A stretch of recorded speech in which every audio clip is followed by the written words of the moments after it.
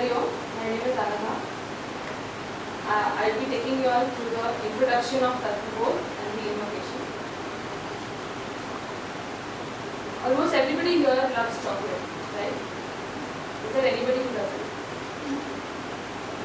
Everybody here loves chocolate. So, if I tell you that I would wake you up in the middle of the night and give you chocolate, would you be happy receiving it? If happiness was in chocolate, happiness in fact was in chocolate. Like if I say that I'm happy eating chocolate, so happiness probably is in the chocolate, right?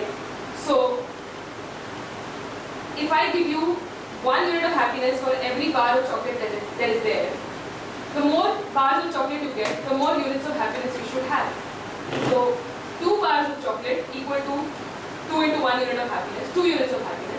50 bars of chocolate should equal 50 units of happiness, and so on. But the moment we eat 3, 4, 10 pieces of chocolate, we realize that the happiness seems to go down. It doesn't grow as we increase our dosage of chocolate.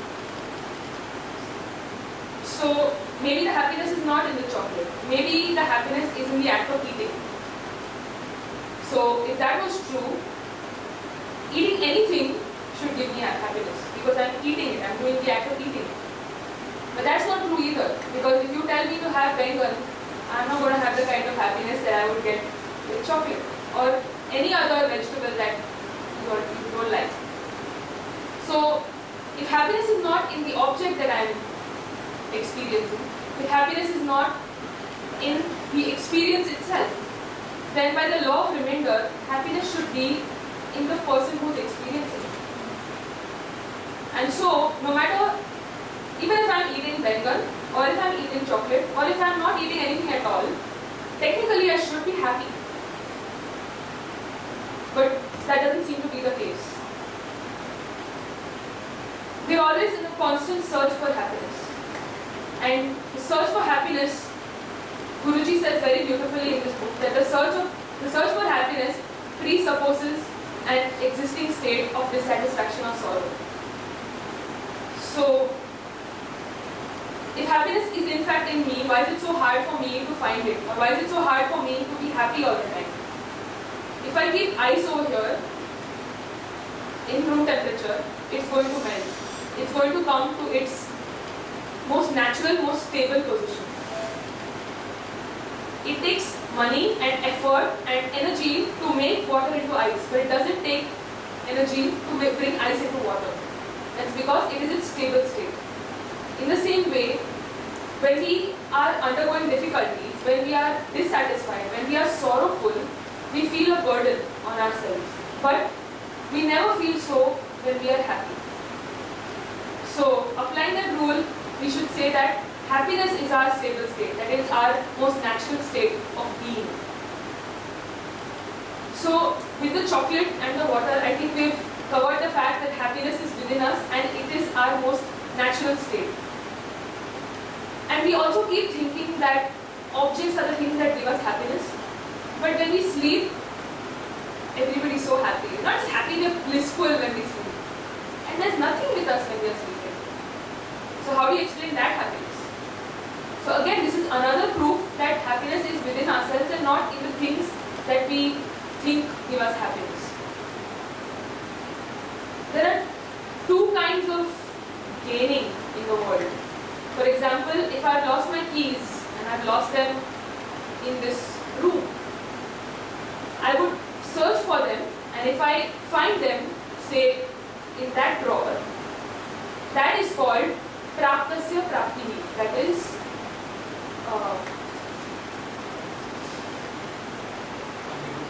that is called apraptasya praptihi. That is that which I did not have, I now have. So I found that I did not have the keys, I found the keys, and therefore I have it in my possession now. The other kind of gaining is called praptasya praptihi. That means, what if my keys were already in my pocket? Or as many of us do, our specs are already there or here and we search for them outside. That is called praptasya praptihi. That is, I don't need to do any external action to get to know that what I need is already with me. I only need the knowledge that it is after all will know.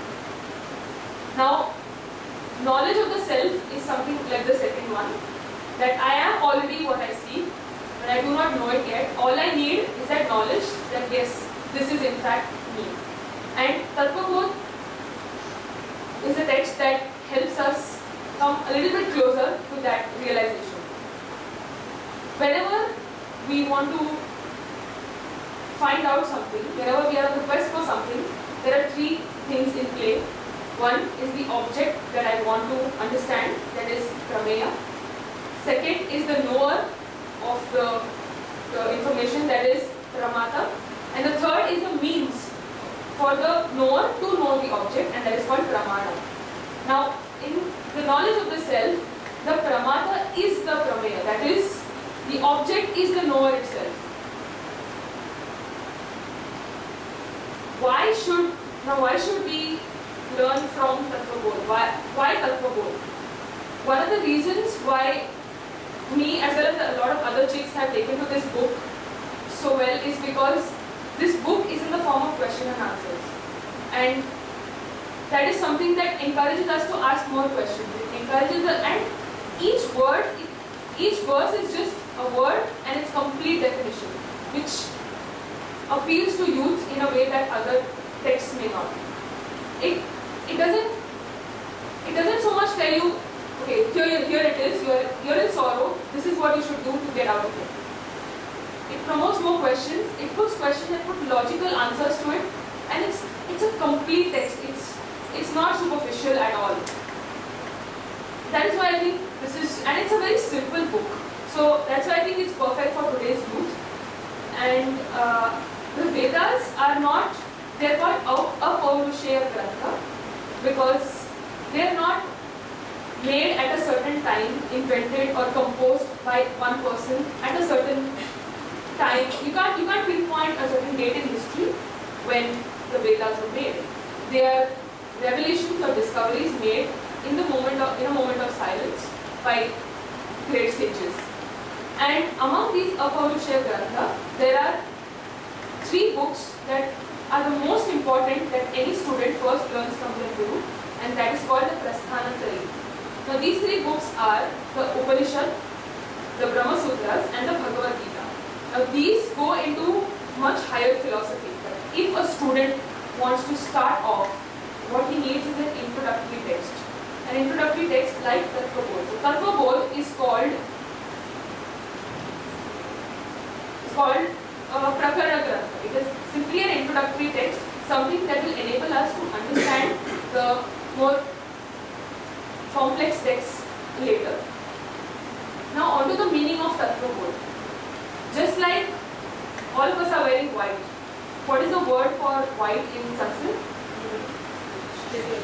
Shweta or yeah. So just as white is Shweta, whiteness is called Shwetatva. In the same way, Tat means that, so Tattva means thatness or the nature of that, and Bodha means the knowledge. So Tattvabodh would mean the knowledge of the nature of that. So that is the literal breakup of the name of the text.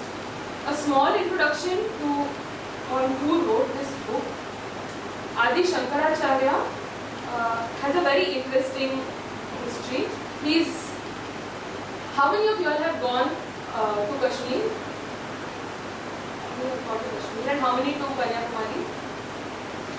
And how did you all go? By train, by plane. So, can you imagine going by foot 3 times across the face of the country barefooted? Adi Shankara was born in a time when Hinduism was facing a lot of changes, where there was a lot of upheaval about the language that was being used, the way Hinduism was being portrayed by the clergy. And at the age of 3 or 4, he watched a play on Kathopanishad, which is Nachiketa, Lord Yama talking to Nachiketa about death. And when he saw that, he was very impressed by it. But the very next day, the person who played Yama passed away.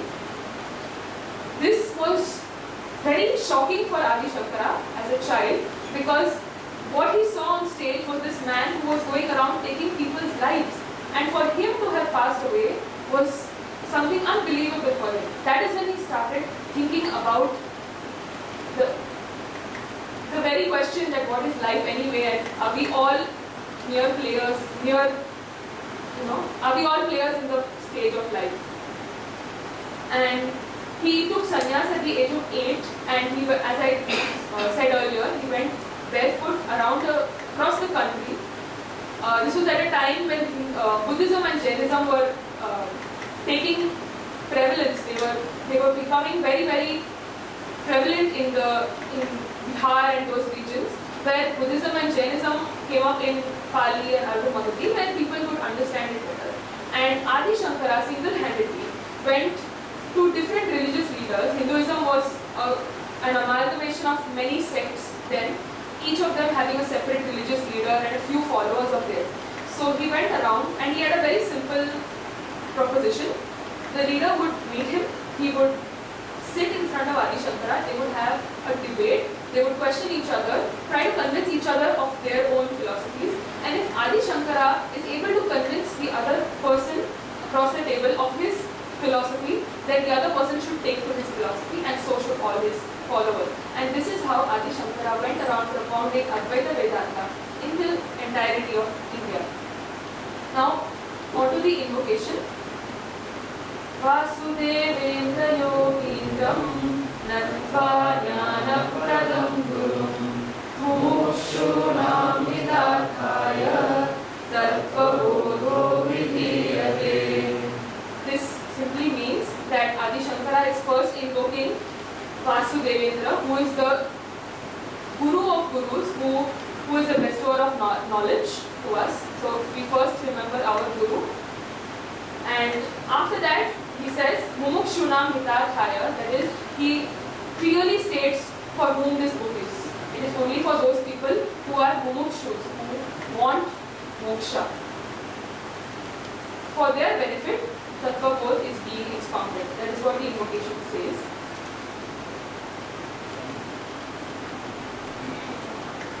Yeah. So, there is a concept known as Anubandha Chatushtaya. This is almost every text that was written in those times,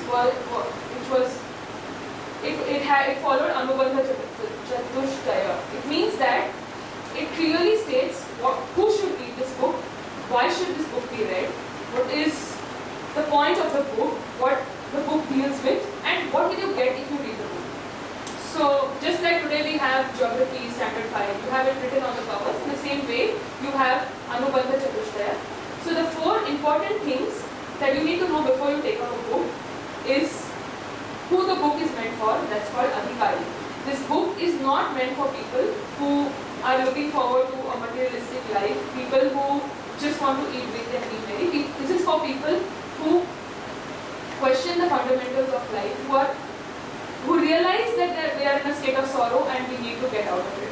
The second thing is called Vishaya, that is the subject matter of the text, as I already explained, is the nature of that, the knowledge of the nature of that. The third is Prayojana, that is the purpose of the text. The purpose of the text in one word is moksha or liberation, and only people who are serious about that should take up this book. And the last is Sambandha, that is the relation between the mumukshu and moksha. So the seeker of the liberation, seeking liberation, so that is the relation, that's a Sambandha. And finally, there is I'll pass over the stage to Shreyas, but before that, if the topic is introduced with a line, the Sadhana Chatushtaya is introduced with a line. Sadhana Chatushtaya Sampannadhikarina Moksha Sadhana Bhutam Tattva Viveka Prakaram Vakshyamaha. This says that almost all bondage is because of 3 things: no thinking, wrong thinking, or incomplete thinking. And what we would like for you all is today to start thinking of the right questions. Who am I? Why am I here? And why am I in a state of sorrow? And what should I do to get out of it so I can have complete and permanent happiness? I would now like to share some.